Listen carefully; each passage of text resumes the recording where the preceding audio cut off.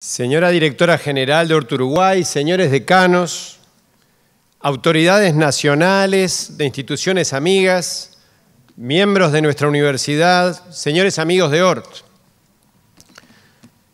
queridos graduados y sus familias, nos alegra recibirlos en este día tan especial. La educación universitaria es un desafío que exige dedicación, talento y resiliencia. El esfuerzo a veces parece mayor al que podemos enfrentar. Los tiempos no alcanzan. En ocasiones tenemos circunstancias personales que nos agobian. Los resultados no siempre son los que esperamos. Estas son experiencias inevitables en la vida universitaria y en la vida profesional. No las pueden evitar, pero las pueden enfrentar y más que nada las pueden superar. Todos ustedes aquí presentes hoy han cumplido, pueden estar orgullosos. La educación universitaria es una de las experiencias más transformadoras en la vida. A la universidad ingresa una persona, pero sale otra. Ingresa un adolescente, sale un adulto. Ingresa un estudiante y sale un profesional. Nuestra misión es acompañarlos y apoyarlos en este proceso transformador. Esperamos haber cumplido. Esperamos haberlos sabido apoyar y orientar cuando lo necesitaron. Esperamos haberlos sabido estimular a superarse, a brindar lo mejor que tenían. Queridas familias, gracias por apoyar a sus hijos y a sus nietos en esta aventura de prepararse para el futuro. Compartimos su orgullo por el éxito alcanzado por sus hijos y sus nietos. Hort Uruguay cumple próximamente 75 años. Hemos cambiado mucho a lo largo de nuestra historia, pero nuestra misión y nuestro espíritu permanecen incambiados. Nuestra misión es aportar al desarrollo de nuestro país a través de la educación. Y nuestra convicción es que la educación es la única vía para que las personas puedan alcanzar la autonomía y las oportunidades necesarias para vivir vidas dignas y autónomas. Hort es una historia de constante renovación.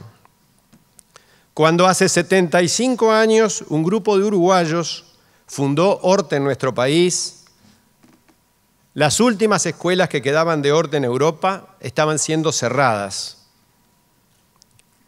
por los ocupantes alemanes y sus colaboradores locales. En unos pocos meses, en 1942-1943, fueron cerradas escuelas de Hort que existían desde hacía décadas. Hort Berlín, Villiers-le-Bel en París, Varsovia, Vilna, Kovno y muchas otras ciudades en las cuales las escuelas de Hort existían desde décadas. En ese momento fueron cerradas, sus alumnos, docentes y directores deportados. La mayor parte nunca volvieron. Hace 75 años nuestra directora general estaba escondida de las mismas personas en un armario. Pero mientras Hort era cerrada en algunos países, renacía en otros, como en Uruguay, y en Argentina, y en Brasil, y en Chile, y en Perú, y en México. Hoy estamos orgullosos de lo realizado en estos 75 años, pero fieles al espíritu de Hort, más nos ocupa lo que haremos en los años por venir. Como saben, Hort es una institución judía abierta para todos. Muchas culturas y religiones han aportado a nuestra civilización. En mi opinión, una de las contribuciones más importantes del judaísmo fue la idea rupturista, para su época, de una sociedad sin jerarquías de nacimiento. En el pensamiento helenístico, por ejemplo en Aristóteles, algunos nacen para gobernar y otros nacen para ser gobernados, y no hay manera de cambiar. El judaísmo innovó en la antigüedad con su idea de una sociedad sin castas. Y la base de esta concepción de una sociedad sin castas fue la educación obligatoria para todos y dialógica. En el judaísmo la escuela es más importante que la sinagoga. Y enseñar a los hijos es tan importante como alimentarlos o abrigarlos. En el judaísmo la sustancia del aprendizaje no es la obediencia, sino el cuestionamiento. El motor del aprendizaje son las preguntas, no son las respuestas. Como dice el dicho talmúdico, mucha sabiduría he aprendido de mi maestro, pero más aprendí de mis colegas y todavía mucho más de mis estudiantes. Por eso los alumnos respetan a sus maestros cuando cuestionan sus ideas, no cuando las aceptan pasivamente. Existe el famoso cuento del Premio Nobel de Literatura, Elie Wiesel, que recordaba cuando su juventud estudió en una escuela judía y el profesor le decía, exponga su argumento. Y él exponía su argumento largamente y al final el profesor le decía, tiene toda la razón, ahora le voy a mostrar por qué está equivocado. Queridos graduados, en la graduación culmina un ciclo y comienza otro. Comienza su búsqueda del futuro. Todos ustedes buscarán el éxito, cada uno con su definición. No le teman a sus ambiciones. No condenen los éxitos de los demás si son obtenidos de buena fe. Una sociedad sin destacados no puede progresar. Pero asegúrense siempre de que su idea del éxito es suya genuinamente. Asegúrense que son ustedes los reales autores de sus ambiciones. A veces, sin darnos cuenta, encarnamos las ambiciones de otros y no las que íntimamente nos conmueven y nos mueven. Entender qué nos hará felices en la vida es uno de los mayores desafíos humanos y cada uno debe tener su propia respuesta. Busquen su camino con humildad. No debe haber vanidad en el conocimiento, pero tampoco debe haber orgullo en la ignorancia. Por más que hayan estudiado, recuerden siempre que solo conocen y comprenden una pequeña fracción de la realidad. Cuídense de las utopías que prometen la perfección moral. Prometer la perfección es no prometer nada, porque lo perfecto no puede ser humano y lo humano no puede ser perfecto. Prometer lo irrealizable es inmoral. Si las promesas no son realizables, son promesas vacías. Y si no son realizadas, son promesas incumplidas. Busquen propósitos en sus vidas para que sean plenas. Busquen su camino personal, pero no pierdan de vista que son miembros de una sociedad. Recuerden que una sociedad es más fuerte cuando apoya a los más débiles. Es más rica cuando apoya a los más pobres. Y es invulnerable cuando protege a los más vulnerables. Hagan valer su derecho a formular sus propias opiniones. El mayor riesgo de la democracia no son los extremistas, son los que no tienen opiniones. Sin opiniones no hay diálogo. Sin diálogo no hay comunidad. Václav Havel decía que el mayor triunfo del totalitarismo no es evitar que las personas opinen, sino quitarles su voluntad de tener opiniones. Elijan siempre desafíos grandes que los obliguen a crecer. No le teman a los errores, no hay riesgo sin error y no hay progreso sin riesgo. Sean exigentes con ustedes mismos porque es un prerequisito para poder exigir a los demás. Rechacen esa, entre comillas, lógica alternativa que está contaminando el diálogo en nuestro país y en otros países. Una democracia solo puede prosperar si las decisiones se toman en base a la verdad La lógica alternativa, o como se le llama en nuestro barrio, el relato, es una manipulación elaborada para presentar las acciones del narrador como actos heroicos y todos los demás como actos diabólicos.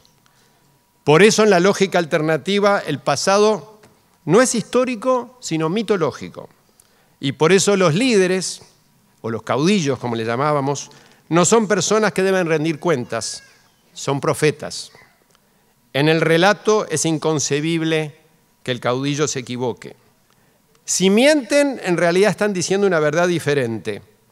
Si malversan dinero público, en realidad buscaban la justicia social. Si sus políticas fracasan, en realidad era con buena intención.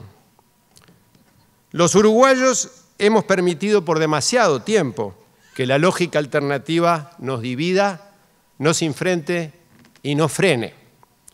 Es tiempo de cambiar. Y ustedes, como nueva generación y como los más educados de la sociedad, tienen una especial responsabilidad. Exijamos responsabilidad, exijamos honestidad intelectual, empecemos a dialogar entre todos los uruguayos. En este año no podemos evitar preguntarnos, ¿cuál es el sentido de la historia? En nuestra época coexisten una acelerada progresión tecnológica y una regresión moral. Y ese es el desafío de su generación. El cambio de siglo hacia el siglo XXI nos llenó de expectativas de un mundo mejor. Pensamos que un mundo tecnificado y globalizado sería un mundo más pacífico. Pensamos que si la gente se conocía mejor, se respetaría más y se agrediría menos. El progreso tecnológico continúa a gran velocidad, pero al mismo tiempo la moralidad de la conducta humana parece estar involucionando. ¿Quién se hubiera imaginado Charlottesville? Desfiles de banderas nazis en el país que derrotó al nazismo y una aparente dificultad para condenarlo. ¿Quién se hubiera imaginado el Parlamento de Venezuela reemplazado por un Consejo de Estado, igual que pasó en nuestro país? Pensamos que acciones como estas ya no tenían lugar en América Latina, que eran impensables. ¿Quién se hubiera imaginado que el presidente de Siria bombardearía con gas a su propia población, 100 años después de la prohibición del gas, después de la Primera Guerra Mundial? Su generación tendrá que enfrentar esta divergencia entre el progreso tecnológico y la regresión moral. Es inevitable que lo hagan, porque tecnologías cada vez más potentes en manos de personas cada vez más inmorales conducen a escenarios distópicos. Queridos graduados, les espera un nuevo mundo, un mundo donde la riqueza surge del conocimiento y la creatividad. En este nuevo mundo tendrán que correr una carrera continua entre educación y tecnología. Tendrán que aprender a aprender continuamente. En este nuevo mundo la educación superior es la nueva alfabetización. La educación superior es la llave para el progreso personal y para el ejercicio de la ciudadanía. En este nuevo mundo, el contrario de la educación no es la ignorancia. El contrario de la educación es la exclusión. Los ciudadanos necesitan educación para progresar y la sociedad necesita a sus ciudadanos educados. Por eso, ofrecer una educación de calidad a todos los ciudadanos no es una política pública, es un imperativo moral. En nuestro país tenemos un discurso inclusivo, pero una realidad excluyente. Tenemos un círculo vicioso en nuestro país en el cual un buen ingreso, un buen sueldo, depende de tener una buena educación, pero obtener una buena educación depende de tener un buen ingreso. En este círculo vicioso quedan atrapados los uruguayos más carenciados, generación tras generación. Y esa es la verdadera deuda social que tiene nuestro país. La disfuncionalidad de la educación uruguaya compromete la viabilidad de nuestro país en la era del conocimiento. La educación de un país es el mejor indicador de su voluntad de progreso. Hemos intentado mejorarla con más dinero, pero no funciona, porque no es un problema económico. Hemos intentado mejorarla modificando las autoridades de la educación, pero tampoco funciona, porque no es un problema de gobernanza. Hemos intentado mejorarla a través de acuerdos políticos, pero tampoco funciona, porque las carencias educativas no se corrigen por ley. No se puede decretar que una persona sepa inglés. No se puede resolver por ley que una persona aprenda el teorema de Pitágoras. No se puede expropiar el conocimiento de una persona y dárselo a otro. La mejora de la educación uruguaya no es un problema, es un dilema. Es un dilema que deriva de dos derechos en conflicto. El derecho de las instituciones y las corporaciones a preservar sus privilegios y el derecho de las nuevas generaciones a obtener una educación de calidad. Es un dilema moral y solo se podrá resolver cuando el liderazgo nacional asuma la obligación de buscar una manera de respetar el pasado, pero pavimentar el camino al futuro. Uruguay está hecho a la medida para progresar en la sociedad del conocimiento, si resolvemos este dilema.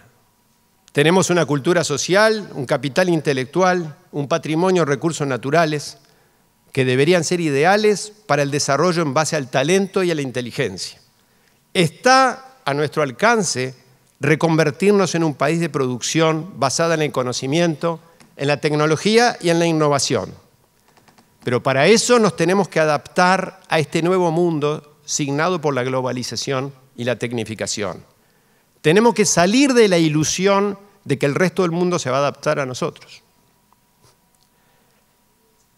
La discusión pública por la reforma laboral en Brasil, por ejemplo, muestra la confusión estratégica en la que estamos. La reforma laboral en Brasil es una batalla del siglo pasado. Nuestra real preocupación no es esa. Nuestra real preocupación debe ser la calidad de los bachilleres en Finlandia, la cantidad de PhDs en Corea, la velocidad de los emprendimientos en Israel, la reformulación del valor de los recursos naturales en Nueva Zelanda. Nuestra posibilidad de desarrollo como país no puede depender del fraccionamiento de la licencia. El progreso en el siglo XXI es una competencia de cognición, no de horas extras. Queridos graduados, gracias de vuelta por estar acá con sus familias. Gracias por permitirnos aprender de ustedes y con ustedes. Uruguay no es un país grande, pero es un gran país. Y ustedes tienen el deber de hacerlo aún más grande. Uruguay los necesita. Triunfen desde Uruguay y hagan triunfar a su país. Busquen su camino, pero sepan que ORT siempre será su casa. Muchas gracias.